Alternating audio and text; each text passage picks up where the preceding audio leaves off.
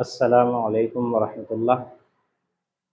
आज हम जो पढ़ने जा रहे हैं वो साइंस का क्लास 10 साइंस का चैप्टर फर्स्ट पढ़ने जा रहे हैं, जिसका नाम है रासायनिक अभिक्रिया एवं समीकरण। तो चलिए शुरू करते हैं।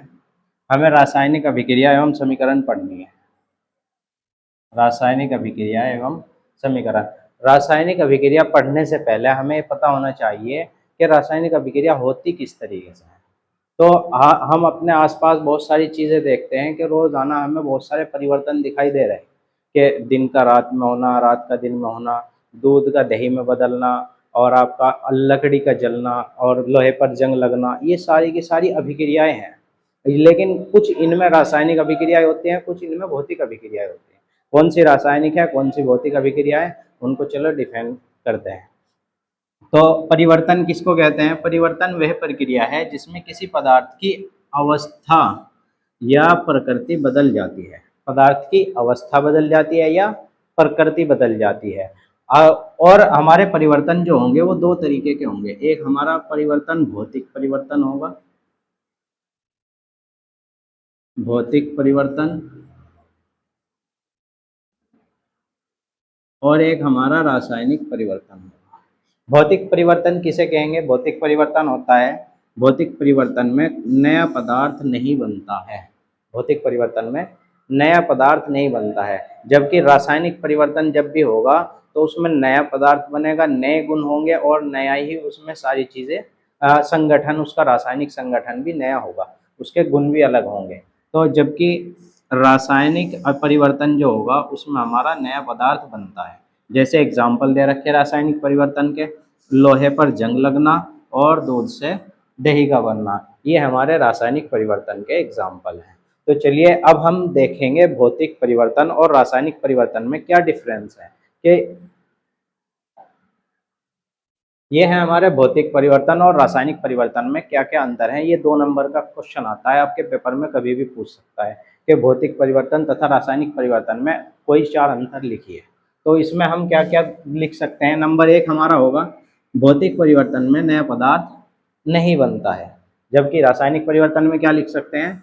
नया पदार्थ बनता है। फिर उसके बाद इसमें हमारा अगर कोई चेंज होगा तो वो हमारा होगा या तो आकार में चेंज होगा, लेकिन प्रकृति में चेंज नहीं होगा। जैसे बर्फ है, बर्फ पानी में पिघल गई, ठोस से द्रव में हो गया, लेकिन पानी को हम फिर से बर्फ में जमा सकते हैं। ये रिवर्सिबल प्रकृति भी होती है, यानी इसमें आकार में चेंज हो सकता है। तो इसमें लिखेंगे, इसमें केवल अवस्था या आकार में बदलता है या आकार में चेंज हो सकता है, परिवर्तन हो सकता है। इसमें पदार्थ की प्रकृति बदल जाती है। प्रकृति का मतलब उसका रंग बदल जाएगा, उसका आकार बदल जाएगा, उसका स्वाद भी बदल जाएगा और उसके गुण जो होंगे वो भी सारे चेंज हो जाएंगे। तो ये हमारा रासायनिक परिवर्तन का अंतर होगा। परिवर्तन को वापस किया जा सकता है। वापस का मतलब रिवर्सिबल है। बर्फ को पानी में कन्वर्ट किया जा सकता है, पानी को बर्फ में किया जा सकता है। ऐसे ऐसे ये प्रक्रिया बार बार हम दोहरा सकते हैं। लेकिन जो हमारा रासायनिक परिवर्तन होगा, एक बार होने के बाद ये दोबारा से वापस नहीं किया जा सकता, ये दोबारा से वापस नहीं किया जा सकता।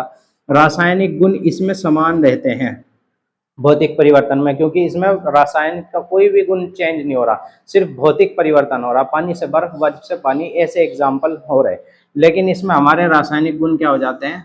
बदल जाते हैं। जैसे हमने अभी एग्जाम्पल पढ़ा, लोहे पर जैसे ही जंग लगी तो उसका फॉर्मूला भी चेंज हो गया, उसका जो गुण है वो भी चेंज हो गए। जैसा लोहा वैसे ताकतवर होता है, जंग लगने के बाद ऐसे ही कमजोर पड़ जाता है। दूध से दही का बनना, दूध जो होती है हमारी, दूध जब पेवर होता है तो वो मीठा होता है, लेकिन जब दही बन जाती है तो उसमें खटास उत्पन्न हो जाता है। तो ये जो गुण हो रहे हैं, यानी टेस्ट में भी परिवर्तन, रंग में परिवर्तन, किसी में हम देखेंगे अवस्था में परिवर्तन, किसी के रासायनिक संगठन में परिवर्तन, इनको हम कहेंगे रासायनिक परिवर्तन, यानी इसके सारे गुण बदल जाते हैं। दूसरा क्या है? ये परिवर्तन जो होगा अस्थायी होता है।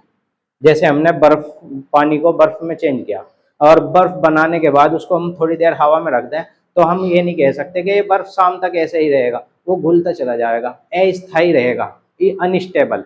लेकिन जो हमारा रासायनिक परिवर्तन है, एक बार हो गया तो हो गया। अब दोबारा हम दूध से दही बन गई, लेकिन दही से दूध दोबारा नहीं बना सकते। ये हमारा क्या हो जाएगा? स्थायी हो जाएगा परिवर्तन। परिवर्तन ये हमारा स्थायी हो जाएगा। फिर उसके बाद हमारा इसमें ऊर्जा का परिवर्तन नहीं होता, ऊर्जा परिवर्तन नगण्य यानी जीरो होता है, कोई भी ऊर्जा में चेंजिंग नहीं होता। लेकिन इसमें ऊर्जा का या तो उत्सर्जन होगा या अवशोषण होगा, जिसके द्वारा हमारी दो अभिक्रियाएं बनेगी, एक हमारी उत्सर्जन अभिक्रिया बनेगी और एक हमारी अवशोषण अभिक्रिया बनेगी। तो ये हम पढ़ने वाले हैं। आप आपको कैसी हमारी क्लास लगी आप बताएंगे। इसके बाद हम नया टॉपिक शुरू करेंगे, इसका रासायनिक अभिक्रिया की डेफिनेशन पढ़ेंगे और रासायनिक अभिक्रिया के कितने प्रकार हैं वो इससे अगली क्लास में हम पढ़ने वाले हैं। Thank you. एक बार स्वाइप